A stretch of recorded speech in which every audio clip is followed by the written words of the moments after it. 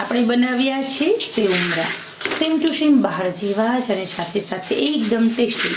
કદાચ તમે ખાશો તો તમને એમ થશે કે ખરેખર તૃપ્તિબેન બહાર કરતાં પણ વધારે સારા મમરા બન્યા છે.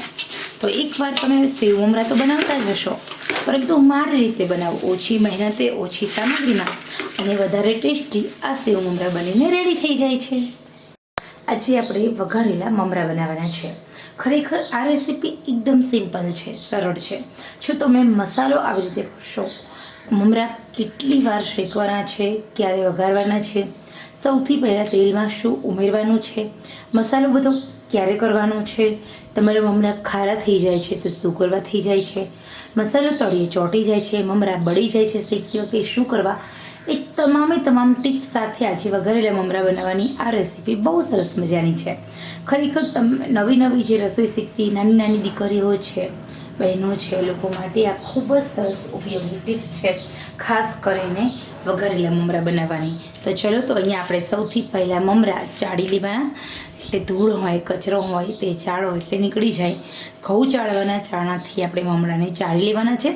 અને હવે આપણે આ મમરાને વઘારવા માટે તેલ મૂકીશું. મમરા વઘારવા માટે જાડા તળિયાવાળું કોઈ પણ વાસણ લેવાનું. 500 ગ્રામ મમરા છે તો આપણે 6 ચમચી તેલને ગરમ કરવા મૂકવાની છે. તેલ આપણું પ્રોપર ગરમ થવું જોઈએ. અહીંયા જે રીતે મમરા આપણે વઘારીએ છીએ જો એ જ રીતે તમે વઘારશો તો બહુ સરસ બનશે. એકદમ તેલ ગરમ થવા દેવાનું છે. ત્યાર પછી જ આપણે એની અંદર જે બધી વસ્તુ એડ કરવાની છે, ઉમેરવાની છે. સૌથી પહેલાં આપણું જે તેલ છે થોડું ગરમ થાય એટલી આપણે હિંગથી વઘાર કરવાનો છે. હિંગ ઉમેરી દઈ અને એ પછી આપણે હળદર ઉમેરી દેવાની છે. અહીંયા આપણે તેલની અંદર જ હળદરનું પ્રમાણ, જેટલી હળદર તમારે ઉમેરવાની હોય, જે રીતે તમે હળદર ખાતા હોય ઉમેરી દેવાની. અને સ્લાઇડ અમથું નમક, વધારે નહીં. આપણે અહીંયા મમરા ખારા નથી કરવાના, એટલે હવે હળદર ઉમેર્યા પછી આપણે જે મમરા છે તે ઉમેરી દેવાના છે. અત્યારે કોઈ પણ મસાલા ઉમેરવાના નથી, કારણ કે જો તમે અત્યારે મસાલા ઉમેરશો તો તમારા જે મમરા છે એ તળિયે ચોંટી જશે. અહીંયા આપણે હલાવીશું. આ મમરાને આપણે ત્યાં સુધી હલાવવાના જ્યાં સુધી આપણે જે મમરા હોય એ ક્રિસ્પી ના થઈ જાય. સહેજ અમથું તેલ વધારે ઉમેરવાનું આમાં. મમરા હોય વઘારો એની અંદર સહેજ અમથું તેલ વધારે ઉમેરશો તો એના કારણે તમારા મમરા વધારે ક્રિસ્પી રહે છે અને લાંબો ટાઈમ સુધી આ મમરા ક્રિસ્પી રહે છે. એકદમ સરસ બહાર જેવા જ આપણા આ મમરા બનીને રેડી થઈ જાય છે. તો અહીંયા આપણે જે મસાલા ઉમેરવાના છે એની અંદર એક સરસ મજાનો સિક્રેટ મસાલો તમને કહીશ, જેના કારણે આ મમરા વધારે ટેસ્ટી બને. હવે આપણે કેટલી વાર સુધી, તો ઓછામાં ઓછું 4 થી 5 મિનિટ સુધી પછી મમરામાં થોડું તેલ દેખાય છે એ ન દેખાવું જોઈએ એટલી વાર આપણે હલાવવાના છે. બધું તેલ શોષાઈ જશે, આપણા મમરા એકદમ સરસ ક્રિસ્પી થઈ જાય ત્યાં સુધી. તો આ જે પ્રોસેસ છે બધા મસાલા પાછળથી ઉમેરવાની, એના કારણે તમારા મમરાની અંદર જે તળિયે મસાલા ચોંટી જાય છે નહીં ચોંટે. બધો મસાલો મમરામાં જે બહારના મમરા હોય છે એની અંદર સૌથી પહેલાં મમરાને ક્રિસ્પી કરવામાં આવતા હોય છે. એટલે આ મમરા છે એકદમ ક્રિસ્પી થઈ જશે. જે રીતે પેકેટમાં જે બાલાજીના પેકેટને બધામાં મમરા તમને એકદમ અલગ ક્રિસ્પી દેખાય છે એ ટાઈપના ક્રિસ્પી મમરા અહીંયા થઈ જશે. આ શેકવામાં ઉતાવળ નહીં કરવાની અને અહીંયા આપણે સતત હલાવતું રહેવાનું છે, જેના કારણે તળિયે ચોંટી ન જાય. અને ગેસની ફ્લેમ સાવ સ્લો. મમરા આપણે ઉમેર્યા ત્યારે તેલ બહુ ઉકળતું હતું, પરંતુ અત્યારે ગેસની આંચ એકદમ સ્લો રાખવાની, જેના કારણે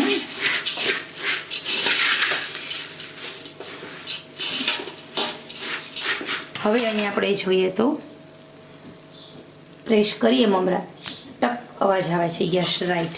તો અહીંયા આપણા મમરા સરસ શેકાઈ ગયા છે. 4 મિનિટ સુધી આમ જ આપણે મમરા તૂટે ને એ રીતે આમ ઉપર નીચે કરી અને આપણે હલાવી લેવાના.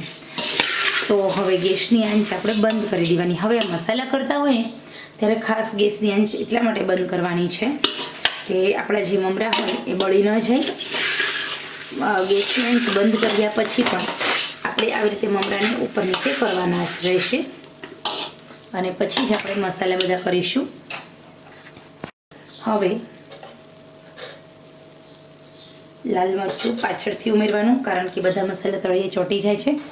તમારા આ મમરાને તમારે વધારે ટેસ્ટી બનાવવા છે તો તમે એમાં જે બીજો કોઈ મસાલો નહીં, પરંતુ આ જે મેગી મસાલો હોય છે, મેગી મેજિક મસાલો, એ આખી પેકેટ ઉમેરી દેવાનું છે. અને હવે આપણે ઉમેરવાની છે સેવ. તો અહીંયા તમે મગફળી હોય એને તમે તળી અને ઉમેરી શકો છો, મકાઈના પૌવા ઉમેરી શકો છો, જે મિક્સ ચવાણું આવે છે એ ઉમેરી શકો છો. પરંતુ આ બધી જ વસ્તુ ક્યારે ઉમેરવાની કે જ્યારે તમે સૌથી પહેલાં તો આ બધી જ વસ્તુ તમારે ત્યારે ઉમેરવાની છે જ્યારે તમારે મમરા તમારા એકદમ સરસ ક્રિસ્પી શેકાય છે. અને હવે આપણે સેવ ઉમેરી દઈએ. અહીંયા આપણે સેવ છે ને રેડીમેડ લઈ આવ્યા છીએ, બાકી આ સેવ ઘરે બનાવીને પણ ઉમેરી શકાય છે. તો અને હવે આપણે સેવની સાથે એકદમ મસ્ત હલાવી લઈશું. અહીંયા નમક આપણે પહેલાં ઉમેરી દીધું છે, હળદર આપણે પહેલાં ઉમેરી દીધી, મેગી મસાલો અને લાલ મરચુંની સેવ આ 3 પાછળથી ઉમેરવાનું, કારણ કે જ્યારે મમરા શેકું ને ત્યારે સેવ પણ બળી જતી હોય છે. તો કોઈ પણ વધારાની વસ્તુ વગર એકદમ ટેસ્ટી એવા આપણે આ સેવ મમરા બનીને રેડી છે.